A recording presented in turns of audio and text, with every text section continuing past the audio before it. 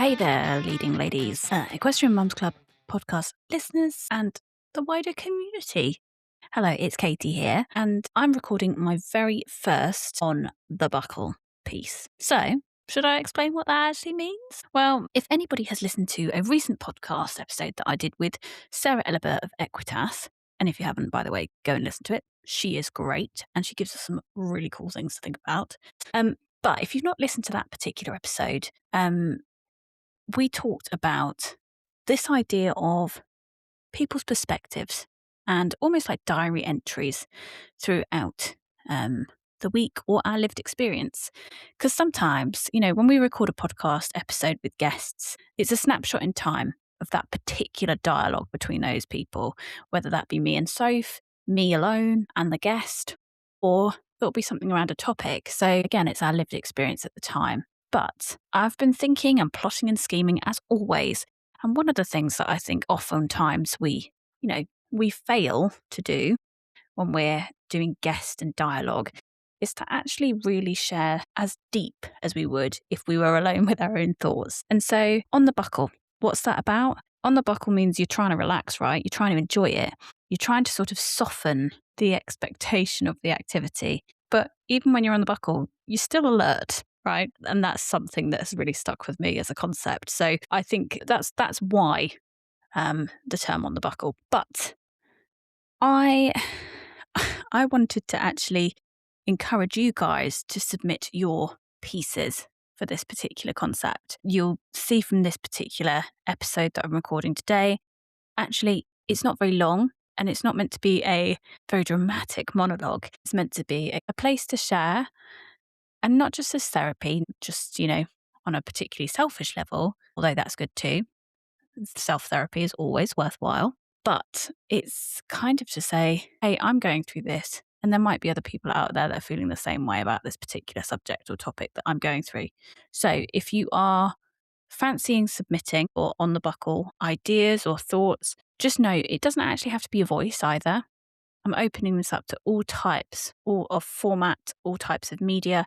So if you're a person that prefers writing, then we will have a space on the EMC website to host your On the Buckle submission. If you would like to record a mini podcast episode via voice notes or audio and you want me to edit it or not, that's fine. I can do that. But audio, absolutely fine. And also, if you're someone that likes to vlog, go for it. I don't. It's just not something I feel particularly comfortable with as a format, and I'm having to learn to get over that as time goes on. But if you're a person that loves vlogging, absolutely go for it. And if you want to submit some words along with some photographs and, almost as a social carousel type thing for us to put on the website or our socials, then please do. The whole idea of this is to just get people sharing a little bit more. So anyway, without further ado, let's get out of the spiel about what the concept is and into my on the buckle moment.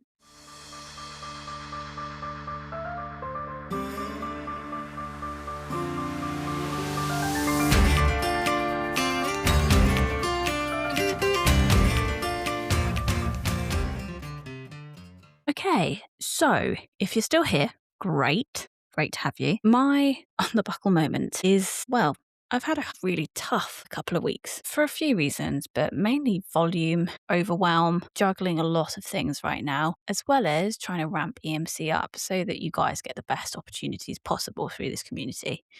And I don't mean that in a big-headed way. I mean, just I'm really trying this year to make EMC fly in a way that really benefits people and is valuable. And of course, that always takes energy. Doesn't matter what sort of project that you're working on.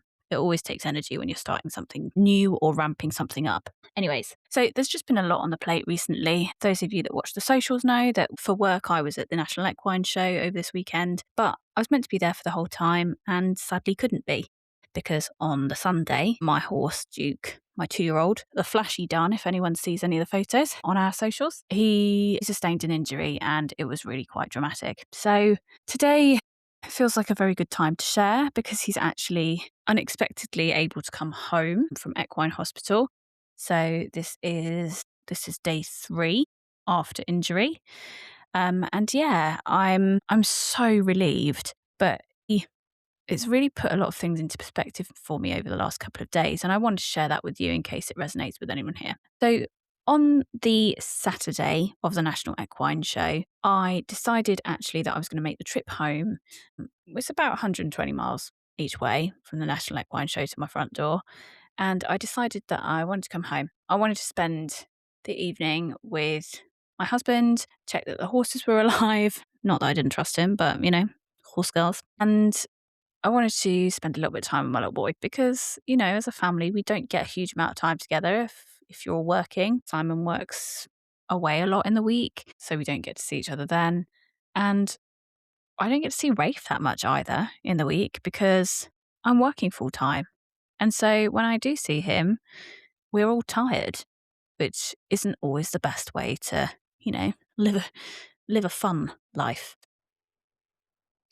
So, yeah, I was supposed to be at the National Equine Show. I came back home because I just want to be part of family life. And first of all, I felt guilty. I felt guilty that I would have to delegate to my team on the Sunday, even though we'd booked in and that was on rota, but I felt guilty that I was leaving them to it. So I said, you know what, I'm coming back for Sunday afternoon, I'll pack down. And I've still got people that we need to see as a team on a Sunday at the show. So yes, I'll still be there. Even though I was exhausted, I'd been up till probably 2 a.m. most mornings for the prior week, just trying to get things ready in time for the National Equine Show, but also do my job and, work on EMC as a project. And I also, because I don't have enough to do, I also have a consulting client or two that I work with outside of that as well. So I've got a lot on, and that's not sort of me saying busy is good. That's just, the state of life at the moment. And the other thing is I don't have any help with the boys at the moment. So yeah, it's still me mucking out at midnight. Suffice to say, I was exhausted. I probably needed some more time at home anyway, but I still felt guilty about it. So I come home, have a lovely evening, check on the boys, everything is good. Rafe's really happy to see me. Simon has cooked an amazing dinner, literally incredible. Top tier chef work. Had a lovely glass of wine, sat in front of the fire with my dogs, felt like I was winning at life. Went to bed sort of on time, not too late anyway, dead to the world. Then back up in the morning, ready to go again. Sunday morning, it's coming around, and I'm feeling guilty again because even though I'm at home, I'm preparing to step out the door again. So I've had a nice breakfast with my son. He's a happy little chappy. He's seen me. I'm in the house. Like, life is normal for him. The boys, the horses are pretty happy because they're getting fed on time and mother is attending to their needs instead of dad, who literally doesn't know the head end from the tail end, bless him.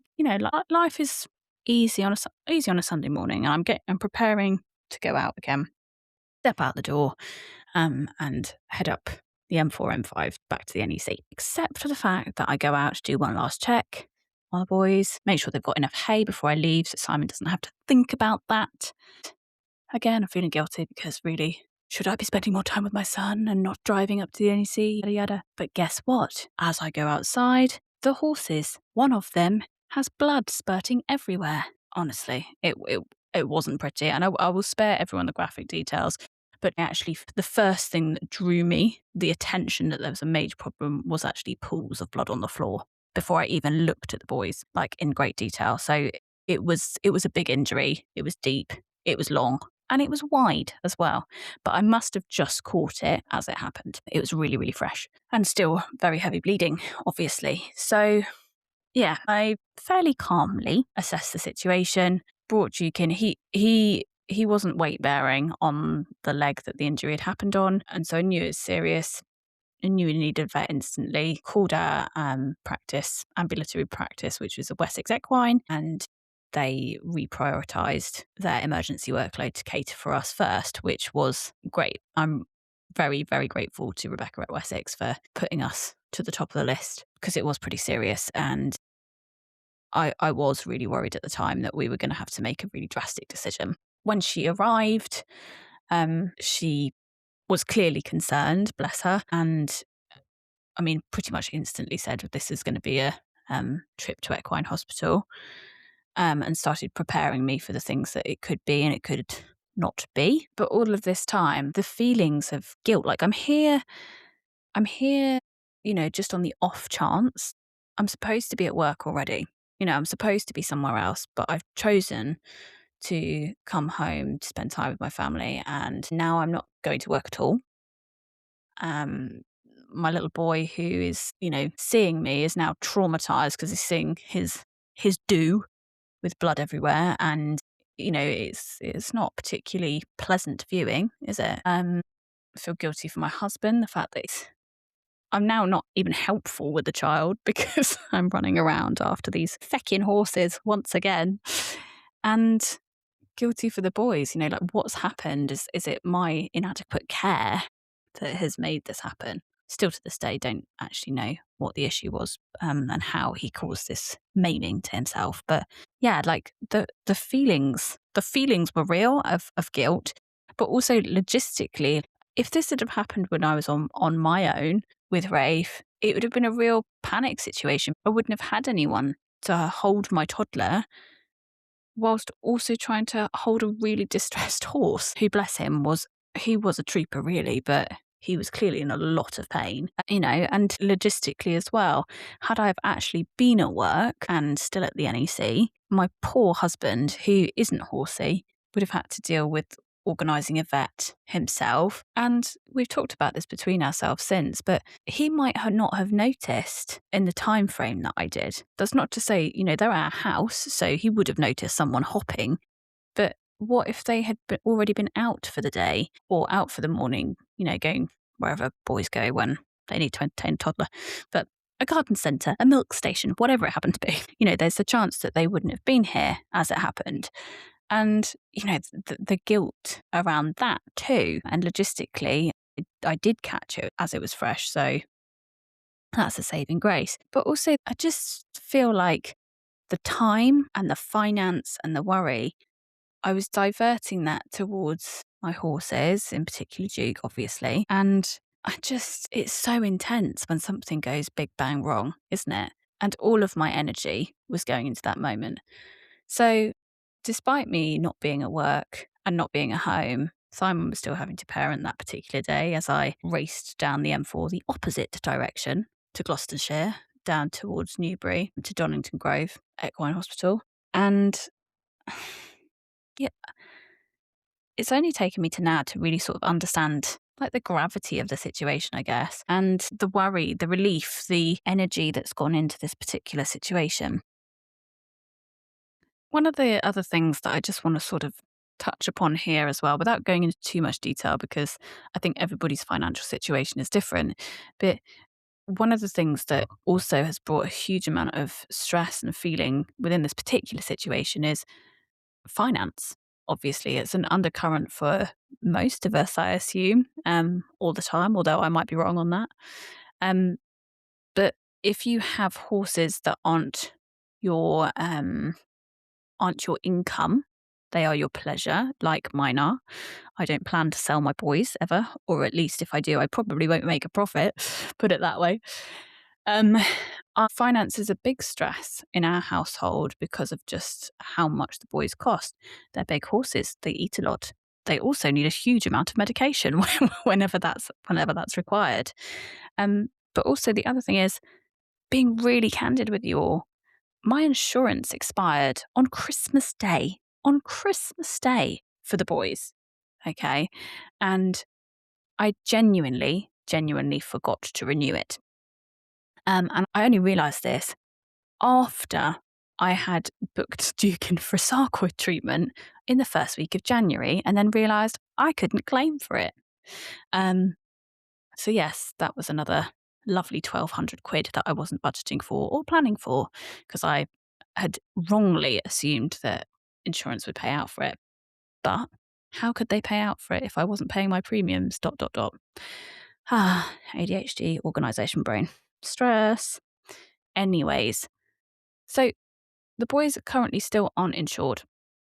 I am rectifying that, and I have rectified that for the other boys this week. I still need to speak to the insurer about Duke and his current situation to see if that excludes or precludes him from anything going forward, just to see whether it's worthwhile changing the policy in any way. But anyways, finance is a huge thing about it because I now still have to pay for Duke's treatment, which of course I'm going to do because he's my horse, and that, you know, pushing him down on account of an injury like this just wasn't even in my psyche. But this is another X £1,000s that we are now having to find, which we weren't planning for. And that inevitably puts strain on a household. It puts strain on a marriage as well, if we're completely honest, because if one of you isn't quite aligned with the other one, then there's friction, isn't there? And, we're thinking about all of the things we could have done with that money that would have enriched the household, would have been good for Rafe, would have been good for us. And instead, I've paid it on medical bills for horses, not even us. So yeah, that adds another layer of complexity to the issue, I think. But just to say, if you are also feeling the friction around finance in equestrian parenthood, you are not alone in that. I definitely do. And I know Sophie has spoken about this on previous episodes of the Equestrian Mums Club podcast. And so have other of our guests. So yeah, you're definitely not alone if finance is a real pressure for you at this particular stage and chapter of your journey. I think the other thing that I was thinking about as I was preparing to record this particular submission was there's kind of like this narrative that we should be 100% present in the things that we do, whether that be 100% present with your kids, 100% present at the yard with the horses, 100% present at work, 100% present in conversations. But in reality, when you're at the yard, you're thinking about what you've got to do next, whether that be the school pickup or going to nursery or, doing the food shop. When you're with your kids, you're thinking about the vet bills that you're inevitably going to have to pay, and how actually the holiday that you planned may still not come into fruition because of that. Or perhaps you're thinking about how you still haven't done any work for the day because you're, guess what? Equestrian mumming or whatever it happens to be. And when you're at work, you're thinking about all of those things and more. You're not 100% focused all of the time to the areas that you need to be. And that's not something I think I really appreciated until I had Rafe. I think it was quite easy for me to compartmentalize for various reasons. But one, because at the time my horse wasn't at home. He was out on full schooling livery somewhere else, and I could yes, I could sort of carve out my work time, my personal time, my horse time. They didn't overlap in quite the same way. But that being said, obviously, if something went wrong with him, then that did eat into all of those other times. But now I've had Rafe, there's so much that overlaps. And it's really hard to manage your own expectations, but also the expectations of others as well. I just can't help but sort of think out loud, and maybe this is something for you guys to ponder as well. But today, I'm wondering, maybe equestrian parenthood doesn't allow for 100% at anything, because none of those responsibilities, none of those caregiving roles, they don't fit neatly into a box. Maybe just being an equestrian generally meant that we could never give 100%. I don't know, but that's just a sort of key reflection for me today. And so, anyway, I'm not going to go on for too much longer. You'll be thrilled to know. But maybe my reflection for this particular submission is maybe being on the buckle isn't about switching off. Maybe for me today, it's about accepting that I'm holding a lot.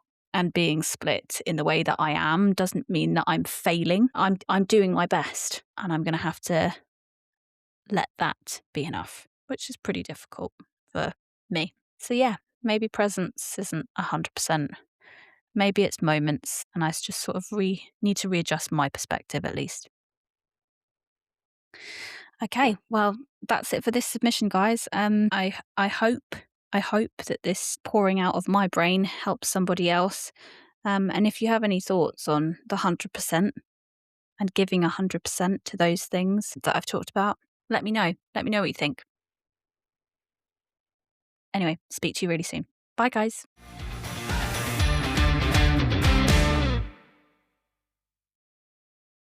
And that never 100% thing. Well, guess what? I've been interrupted in recording this. You may have noticed that, you may have not, but I've been interrupted in recording this 3 separate times throughout the approximate 20 minutes of recording that I've done for you today. So, a reminder, guys, you are not failing. I'm not failing. This is just the reality of life at the moment, and I'm going to have to accept that. Chin up, guys. Chin up. And I'm saying that to myself as well. It's a season, okay? It's not forever. This too shall pass. See you on the next one. Bye.